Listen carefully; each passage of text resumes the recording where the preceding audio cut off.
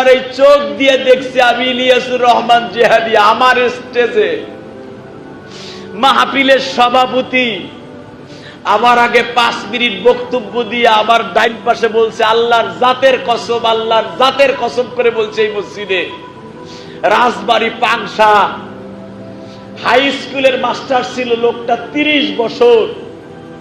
ওই high school মাঠে আমার ওয়াজ, 40 বছর তাফসির কমিটির মাহফিল, উনি সভাপতি, খুব ভদ্র মানুষ, ব্রিটিশ আমলে সেই মাস্টার্স পাস ইংলিশ, এত সম্মানী ব্যক্তি আমার পাশে বইয়া মাইক্রোফোন হাতে নিয়ে বললেন, সুধী মণ্ডলী, আমি হয়তো আগামী বছর বেঁচে নাও থাকতে পারি, আমার 5টা রিং বসানো, আবার আমার ওপেন হার্ট সার্জারি, আপনারা দোয়া করেন আগামী মাহফিল আমি নাও থাকতে পারি।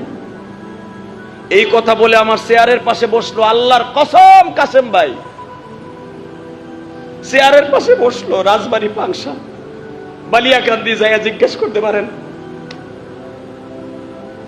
আমি প্রধান মুফাসসির, কেবল সূরা তাফসীর শুরু করছি, সূরা রহমানের তাফসীর, কোরআনের আয়াতগুলো এইভাবে তেলাওয়াত করতেছি, কোন পর্যন্ত গেছি আর লোকটা মারা গেছে শোনেন। الرحمن علم القرآن خلق الإنسان علمه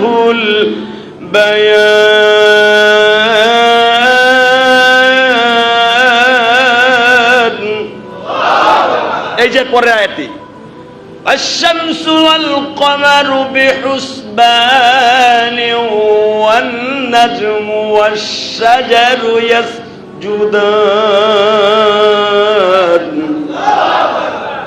সেই 2013 সালে, তখন তো যৌবন আরো সেরকম ছিল, আপনি তো বোঝেন এখন যে শক্তি, তখন কত শক্তি ছিল।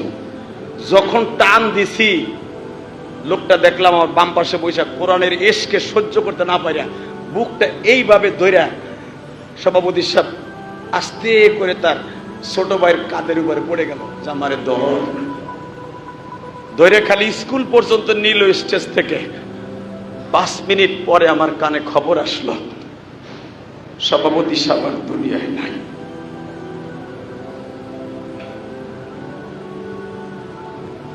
তিন ঘন্টা বয়ান করলাম, পুরা 3 ঘন্টা স্টেজ শুধু কান্না আর কান্না। 3 ঘন্টার ভিতরে তার জানাজা কমপ্লিট হয়ে গেল। আমি ইলিয়াসুর রহমান জিহাদি ওই জানাজা করে তারপরে ঢাকায় আসছি। কোথায় হাসছ, কোথায় চলছ, বাইজাল যাইবা ভাগিয়া,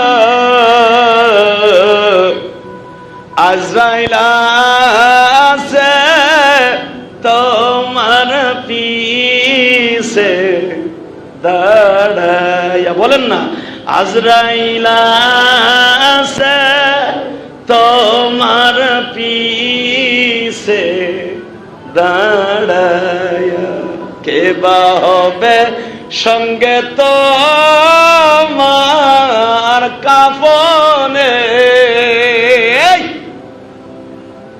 আবার কে বা হবে সঙ্গে তোমার মরণে, কে বা হবে সঙ্গে তোমার কবর, কে বা হবে সঙ্গে তোমার পশুরাতে, কে বা হবে সঙ্গে তোমার পশুরা। বাজান মাত্র আর 1 মিনিট কথা বলবো, দেখেন 1 ফোঁটা চোখের পানি আসে কিনা। যদি কারো অন্তরে বিশ্ব নবীর ভালোবাসা, আল্লাহর ভালোবাসা থাকে, কেউ আপনার সঙ্গে হোক বা না হোক, কিন্তু একজন আপনার সাইরা কোনোদিনও যাবে না। ছেলেরে পাবেন না, মেয়েরে পাবেন না, প্রাণীর বিবির জন্য মানুষকে মার্ডার করছেন, অমুকরে মারিয়া দিয়ে 1 লাখ টাকা পাবি, ছেলে মেয়েরে আরামে রাখার জন্য 1 লাখ টাকার জন্য একটা লোকরে খুন করলেন, একটা লোকের পকেটের মধ্যে ইয়াবা দিয়া পুলিশে ধরায় দিলেন, একটা লোককে পিটাইয়া নেতার কথা শুইনা লুলা বানায় দিলেন গো। নেতা আজকে আপনার সাথে আছে, টাকা আজকে আপনার সাথে আছে, ছেলে মেয়ের শক্তি আজকে আপনার সাথে আছে, বিএনপির শক্তি আপনার সাথে আছে, আওয়ামী লীগের শক্তি আপনার সাথে আছে। আমার নবী বলে কে বা হবে সঙ্গে তোমার মিজানে, কে বা হবে সঙ্গে তোমার মরণে। বাজান আমি ইলিয়াসুর রহমান জিহাদি মাত্র 12 বছর বয়সে মা হারাইছি। আমার মা কান্দা কান্দা বলতো, ইলিয়াস রে বাবা,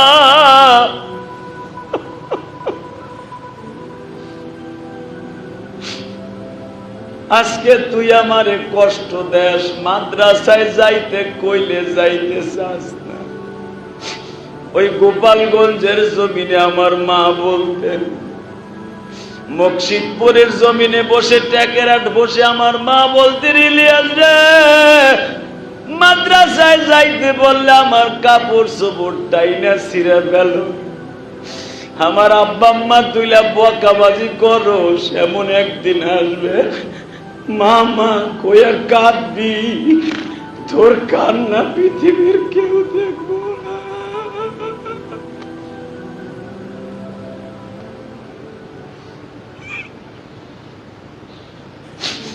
আমি জানি এই মসজিদের মধ্যে কার যেন জনম দুঃখিনী মা নাই গো।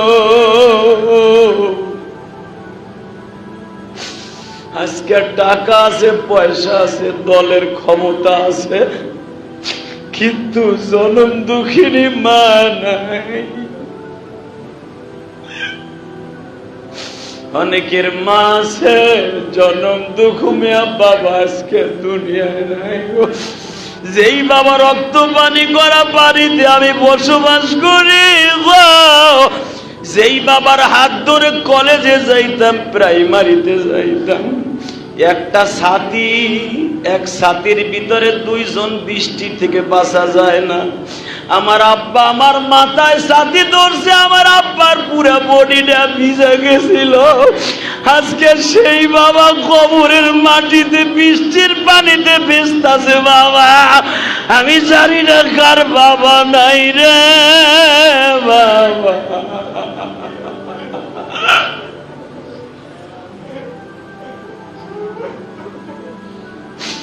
আল্লাহ দেখো যারা কান্দে, তোমার নবীও তো সাপের কথা শুনে কাঁদছিল। সাপরে তুই আমারে চিনলি, আবু বকর আমারে চিনলা, মক্কার আমার চাচার আমারে চিনল না রে, মক্কার আমার স্বাস্থ্য ভাইরা আমারে চিনল না, যাদের কারণে আমি আজকে পালাইয়া থাইকা মদিনায় চলে যাইতেছি। আজকে আমার মা আমেনা বাইসা থাকলে আমার মক্কা ছাড়া লাগতো না, আমার বাবা আব্দুল্লাহ বাইসা থাকলে মক্কা ছাড়া লাগতো না। আমার পিছনে লাঠি ধরে বলতো আমার ছেলে কেন দেশ ছাইরা যাবে। আল্লাহ দেখো যারা বাবার কথা মনে করে কান্দে, বাবা তুমি কেমন আছো, বাবা তুমি কেমন আছো অন্ধকার ঘরে।